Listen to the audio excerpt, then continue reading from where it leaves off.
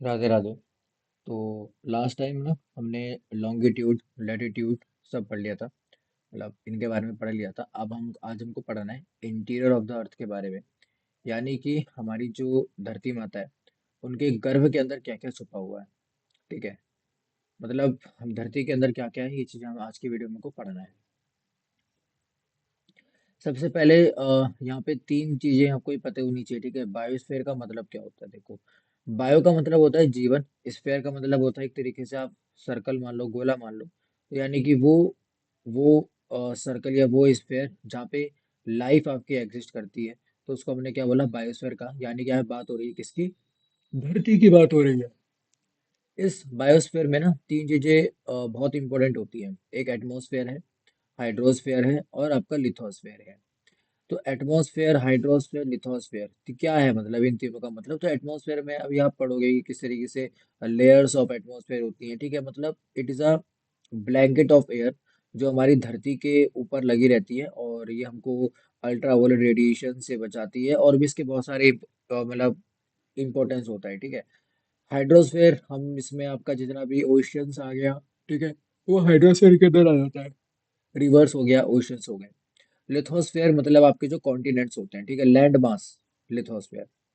तो आगे इसमें मेन जो हमको चीज देखनी है वो है कि सबसे पहले तो आप ये समझो कि सोर्सेस क्या थे, मतलब कि हमने मतलब कैसे पता किया कि हमारे धरती के अंदर क्या है, सोर्सेस क्या थे। तो कुछ यहाँ पे आपको डायरेक्ट सोर्स बता रखे हैं और कुछ यहाँ पे इनडायरेक्ट सोर्स है। डायरेक्ट सोर्स में माइनिंग, वॉल्केनिज्म आता है, और इनडायरेक्ट में आपका आ जाएगा ग्रेविटेशन और मीटियोराइट और सीस्मोलॉजिकल, और या फिर सीस्मोलॉजी या अर्थक्वेक। तो माइनिंग में आपने सुना होगा या देखा भी होगा कई जगह, जो मेटल्स होते हैं, या समझ लो मेटल से समझ लो, जो मेटल्स होते हैं उनकी माइनिंग की जाती है ना, उनके मतलब खदानें होती हैं, तो वहां से मेटल्स को निकाला जाता है। तो उसमें हम धरती, मान लो धरती का सरफेस है, तो यहाँ अंदर तक इसमें से गड्ढा खोदते हैं। ठीक है, और फिर यहाँ पे मतलब अलग तरीके से टनल्स बनाई जाती हैं, गड्ढे खोदे जाते हैं। तो ऐसे हमको मतलब पता चलता है कि धरती के मतलब अंदर क्या क्या चीजें हैं।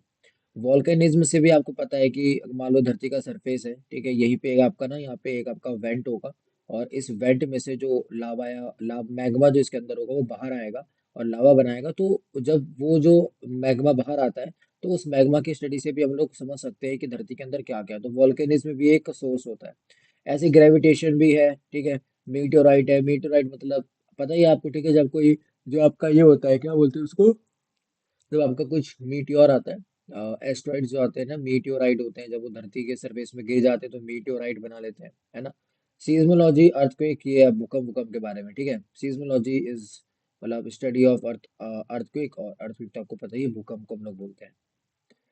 तो अब सबसे पहले हम लोग देखेंगे कि भाई देखो लेयर्स जो क्या है, ठीक है, किस तरीके से ये सब कुछ है। ठीक है, देखो, तो ये हमारा सरफेस है धरती का। ठीक है, ये टॉप मोस्ट सरफेस है। फिर इसको हम लोग क्रस्ट भी बोलते हैं, आउटर क्रस्ट, जैसे यहाँ बोला गया। ठीक है, आउटर क्रस्ट मतलब बाहरी वाला जो क्रस्ट होता है, आउटर क्रस्ट, और ये इनर क्रस्ट। तो आउटर क्रस्ट, इनर क्रस्ट। उसके बाद आप यहाँ पे देखोगे तो अपर मेंटल, देखो बेसिकली तीन चीजें हैं बस, क्रस्ट है, ठीक है, तीन चीजें हैं, क्या कहते हैं, क्या क्या तीन चीजें, क्या क्या है वो, तीन चीजें क्या क्या है, तीन चीजें आपकी, एक आपका एक क्रस्ट है, एक आपका ये मेंटल होता है, और आपका एक कोर होता है।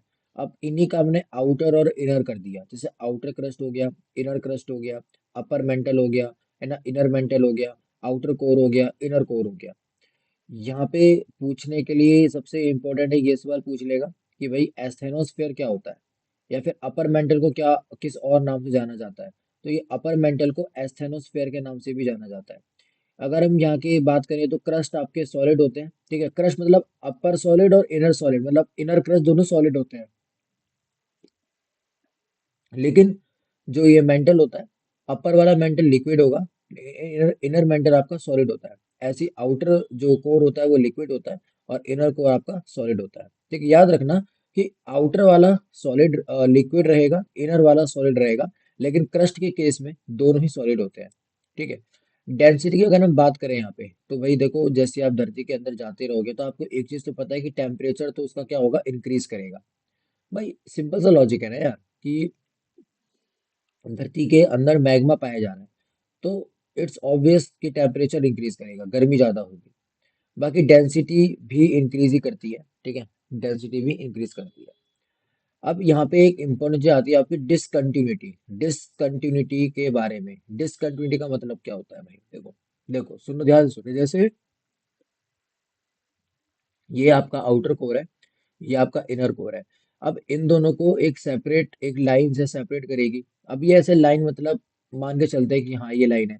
ऐसे इनर कोर को और ये एस्थेनोस्फेयर को यहाँ पे ये सेपरेट करेगी। ऐसी ये एस्थेनोस्फेयर को, इनर मेंटल को ये सेपरेट करेगा। ऐसे यहाँ पे ये सेपरेट करेगा। मतलब जहाँ पे आपकी ये जो लेयर्स है ना, जहाँ पे डिसकंटिन्यूस वो शो कर रही है, डिसकंटिन्यूस हो गई मतलब दूसरी लेयर आ गई, तो उसको हम लोग डिसकंटिन्यूटी बोलते हैं। जैसे यहाँ पे आपको यहाँ पे एक डिस्कंटिन्यूटी देखने को मिलेगी, यहाँ पे एक डिस्कंटिन्यूटी देखने को मिलेगी, यहाँ पे एक डिस्कंटिन्यूटी है, यहाँ पे डिस्कंटिन्यूटी है, यहाँ पे डिस्कंटिन्यूटी है। अब इनके नाम क्या क्या होते हैं, तो इनके नाम लिखे होंगे यहाँ पे, इसको पढ़ लेते हैं। देखो पहली जो आपकी डिस्कंटिन्यूटी है, कॉनरेड डिस्कंटिन्यूटी। हम्म, कॉनरेड डिस्कंटिन्यूटी। तो कॉनरेड कहाँ पे होती है, देखो आउटर क्रस्ट पे, इनर क्रस्ट के बीच में, ठीक है। मोहो डिस्कंटिन्यूटी आपका इनर क्रस्ट और अपर मेंटल। फिर रेपिटी, फिर आपका ग्यूटेनबर्ग होता है, फिर लेमन होता है। याद करने का तरीका है, इसको हमें बताते हैं इसको कैसे याद करना है आपको। देखो ये तो याद हो जाएगा कि भैया देखो सबसे पहले क्रस्ट है, फिर मेंटल है, फिर कोर है। तो अपर क्रस्ट होगा, फिर इनर क्रस्ट होगा, फिर अपर मेंटल होगा, फिर इनर मेंटल होगा, फिर अपर कोर होगा, फिर इनर कोर होगा। अब इसको ऐसे करके याद करना है कि सबसे पहली जो डिसकंटिन्यूटी है आउटर कोर, आउटर क्रस्ट और इनर क्रस्ट वाली, वो कौन सी है, वो आपकी कॉनरेड डिसकंटिन्यूटी है। तो याद कैसे करेंगे, देखो कॉनरेड, देखो पहले तो आपको नाम याद कर लेना है कि कॉनरेड होती है, मोहो होती है, रेपेटी होती है, ग्यूटेनबर्ग होती है, लेमन होती है, ठीक है। अब इसको सीरीज में कैसे याद करेंगे, सीरीज में याद करने का तरीका है कि CMR, ठीक है, क्या है, CMR GL, ठीक है। तो CMR GL क्या याद करेंगे इसको कि कोई ट्रिक बना रहे हैं, सोच रहे हैं इसमें कोई ट्रिक। सी सब क्या कर सकते हो कि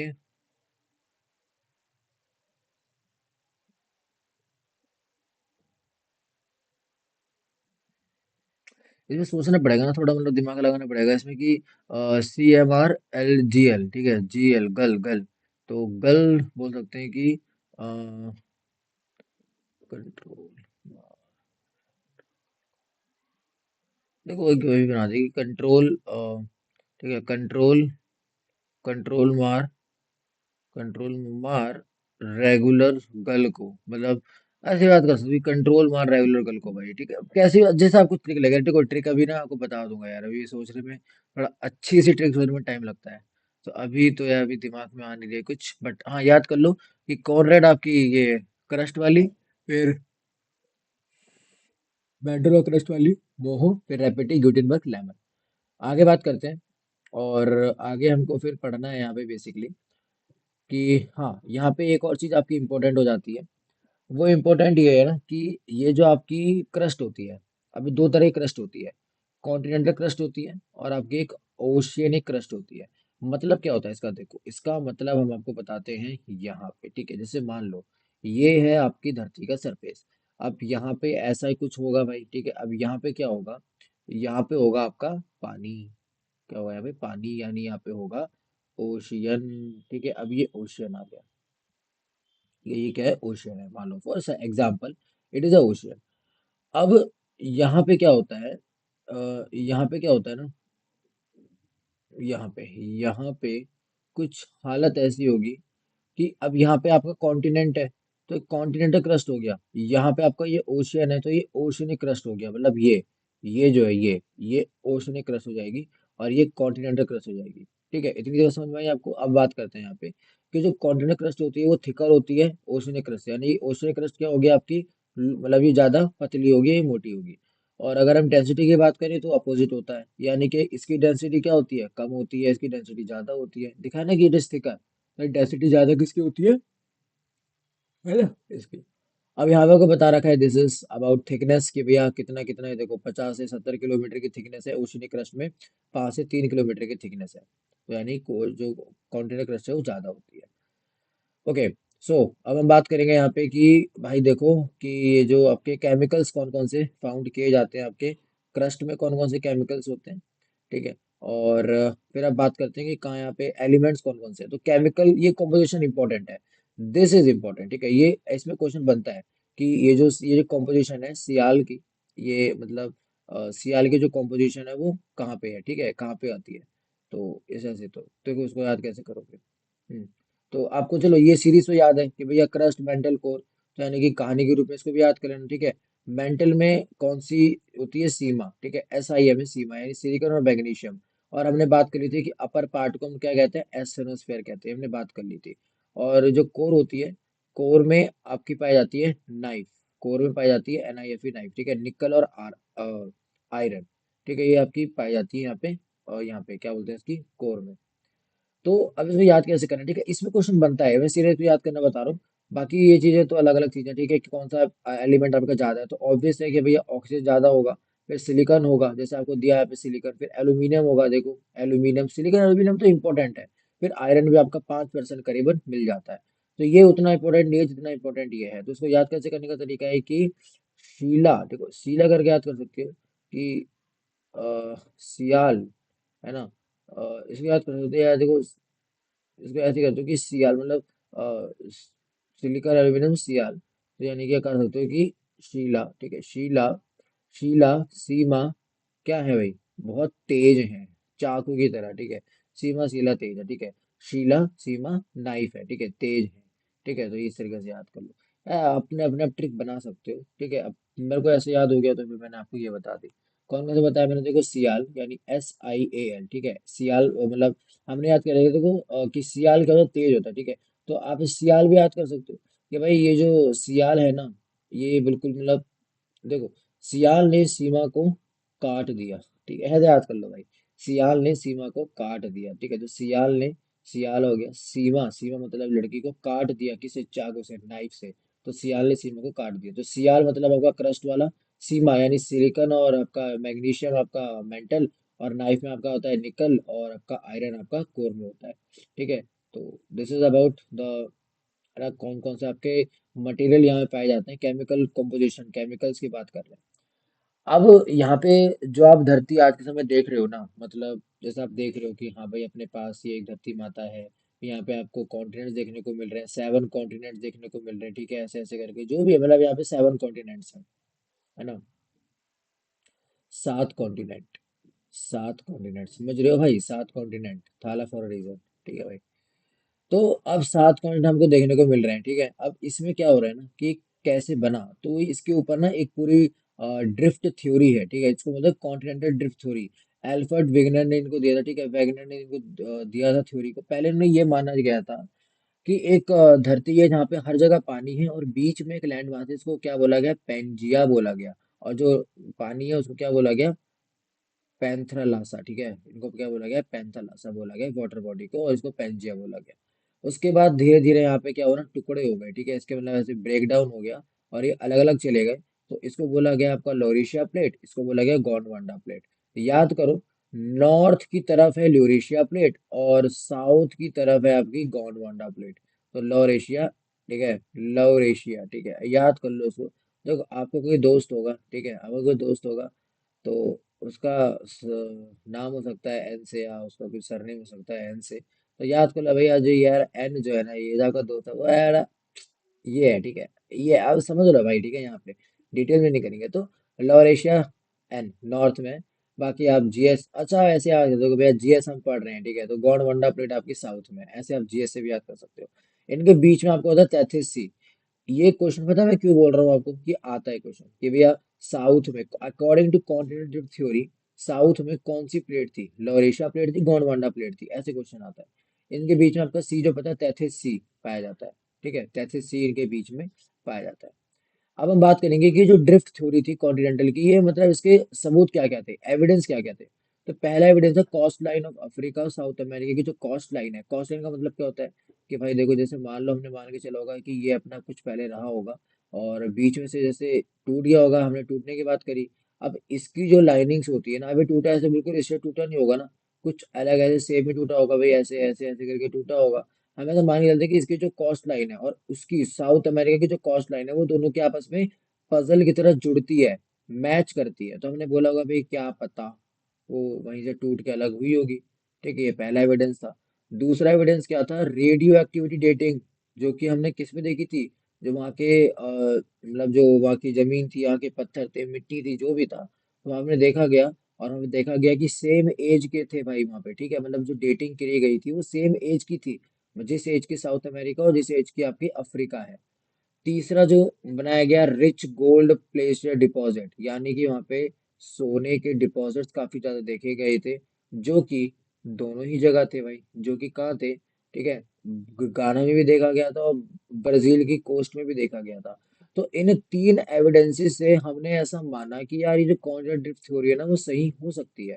ठीक है, क्योंकि मतलब ये सारी चीजें को कॉमन क्यों आ रही है भाई, इसीलिए कॉमन आ रही है, आ सकती है। ठीक है, दूसरी जब हम बात करेंगे यहाँ पे प्लेट टेक्टोनिक्स की, देखो कॉन्टिनेंटल ड्रिफ्ट थ्योरी तो ये था कि आपकी एक लैंड मास टुकड़े में टूट के अलग अलग चला गया। अब ये प्लेट टेक्टोनिक्स में क्या होता है?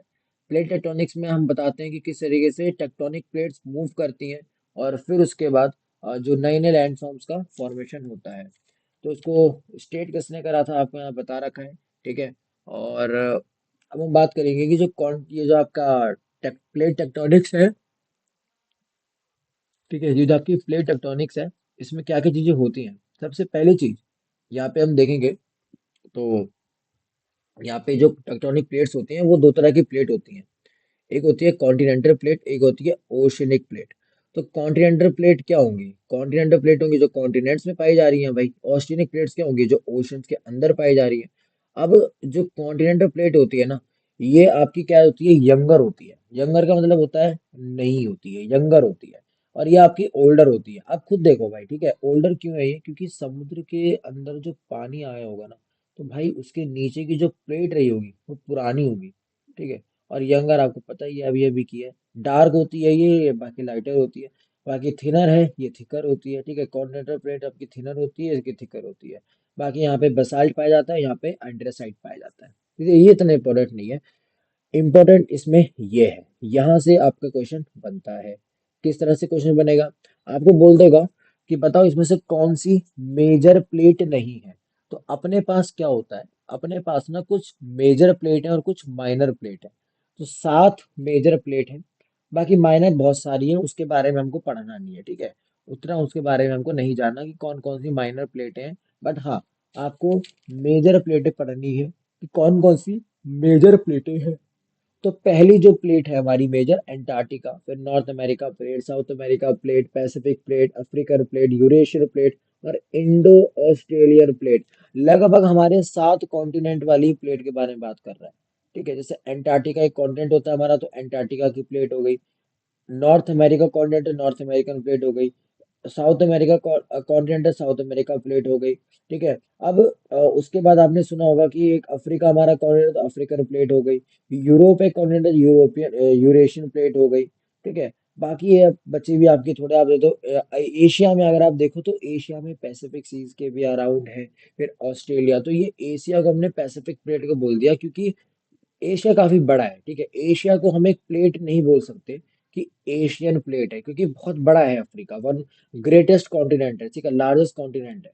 तो इसीलिए उसको हमने क्या बोला? पैसिफिक प्लेट, यानी कि पैसिफिक ओशियन में एक प्लेट है जो कि सबसे बड़ी है, तो पैसिफिक प्लेट। फिर इंडो ऑस्ट्रेलियन प्लेट, यानी कि जो ऑस्ट्रेलिया की और मतलब तरफ जो प्लेट है, इंडिया ऑस्ट्रेलिया की तरफ, तो इसको हमने क्या बोला? Indo Australian plate.